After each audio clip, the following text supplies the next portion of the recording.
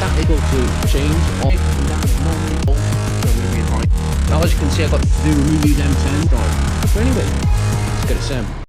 Good morning, you handsome people. It is Monday yet again. We've got a little 2016 Renault Clio 1.5 DCI, and we're going to be jumping straight in and banging a timing belt on it. Now, first things first, we're going to disconnect the battery negative first.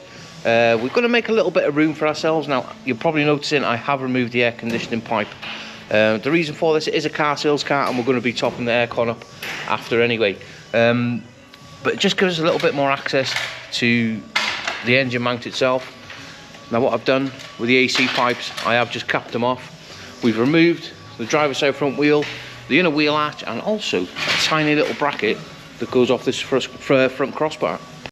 Now, to gain access to the engine mount itself, I've just had to remove the fuel lines and pull them out of the way. Get a jack, put it underneath the engine, underneath the sump with a block of wood, and then there is a few 15s, and then we can pull that mount out of the way like that. Now, after that engine mount's been removed, we need to remove the top engine cover, the top timing cover. Now, there is a little screw right by there, and there's some little plastic wings clips that you undo down the back there and the front, and that will just wiggle off out of the way. Now we can go ahead and remove this other engine mount, which is secured by some 10mm. Right, let's get this engine now timed up. Now, there is a pin that goes through the camshaft pulley up there, and it also aligns into a hole in the cylinder head down by there. And also there's a pin, which is that one there, which goes just underneath the starter motor, screws into the block and locks the crank. Now, I've removed the little bung out of the block itself, and we've wound the timing tool in. Now, whenever you're using timing tools, make sure that they're always tight up to the fittings. Now, it is just located, right, like I said before, underneath the starter motor, just by there. Now, once it's in, what we're going to do, see if I can get a... That'll do you. I'm going to get an 18 now on the crank. Wind the engine over. I have put it somewhere near. Now, that engine should lock up. That is perfect. Now, this camshaft pulley, the timing pin in there, it was a little bit awkward to get in.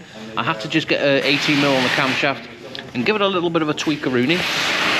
But we have got a lot of slack in the belt itself. Over time, belts do stretch. So yeah, let's get underneath now and remove the crank pulley, and then we can take a tensioner off the belt.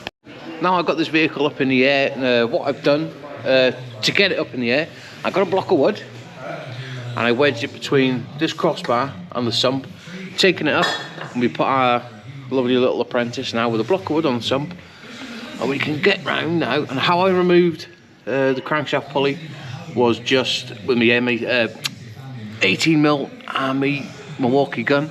Now we can jump up there now to the tensioner, slacken the 13 off, and remove the belt.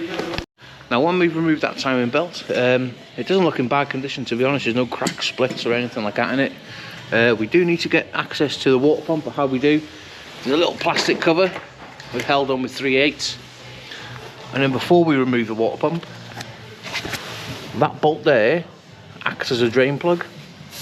If you remove it, some water has come out already, but that water will come out the block and it'll drain into my lovely little receptacle.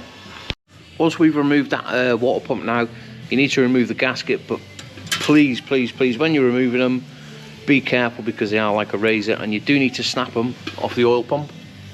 There's some little perforated joints here, and you have to just work them back and two, and they will snap off. Now let's move around to the brand new water pump, which is a Graph pump that we're putting on with an INA. Oh, we like the INA stuff, don't we? I'm going to get this on now, and that bolt that was for the drain, what we're going to be doing is cleaning it up on the wire brush, and we're going to be putting some liquid PTFE on it. Now, to fit the water pump, as always, you've got to clean that fascia on the block and make sure it is brand new, otherwise you're going to have little leaks after. Now, we're going to jump on to technical data now, see what torque settings the water pump is, and it's 10 newton meters. 10 newton meters on a water pump, it sounds crazy.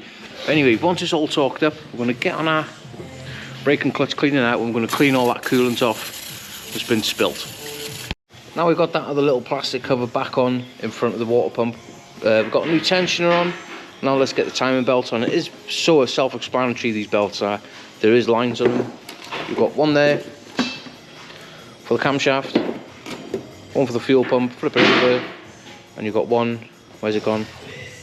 By there, which is for the crank. And they all line up with little dots, which I have marked yellow, just to make it a little bit more easier to see. And like that. Right, let's get this belt on.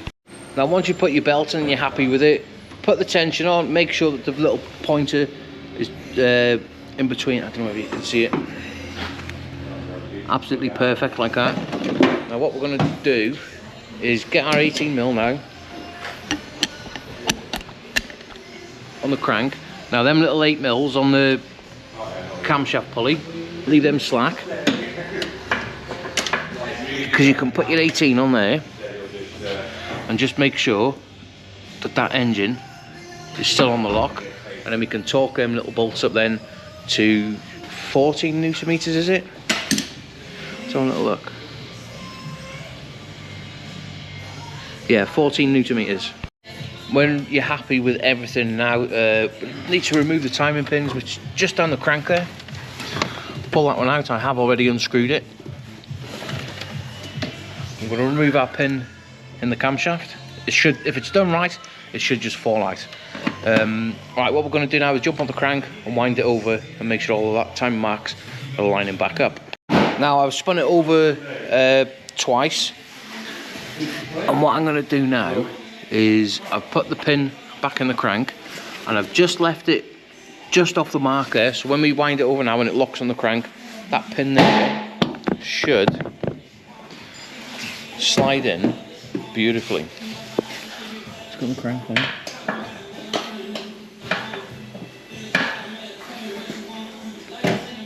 That engine's locked. Now this pin should slide in that camshaft perfectly. Okay. Perfect. Right, now all we're going to do is get it all boxed back up. Now once everything is back together, now we need to top the coolant back up, and how I'm going to be using is my vacuum and refill system, which I did do a video on last week. And also we've got to top the air conditioning gas up as well.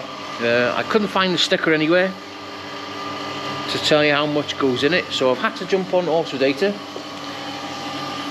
on my little MOT. This is not my tab 3, this is the MOT 4, which is an absolutely epic tool. I'm going to be doing some content on that soon, so we're just waiting now for a bit of a vacuum on that and the air conditioning. After everything is topped up, now we're just about to give the car a big start.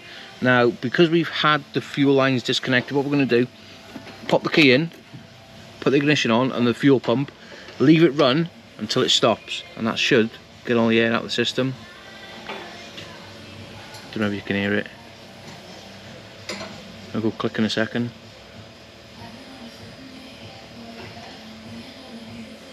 There we go. Right, let's give it a big start. Wait for the glowy lights to go out. There we go, that is one car back up and running. And there you have it, with a little bit of magic, that car now is back up and running. We're going to leave it tick over, let it get up to temperature, but with it being a car sales car, it is also having front discs and pads as well. And while we're changing them, we're going to leave it get up to temperature, make sure the cooling fans have come on. So yeah, hope you've enjoyed the video. Let's get it in.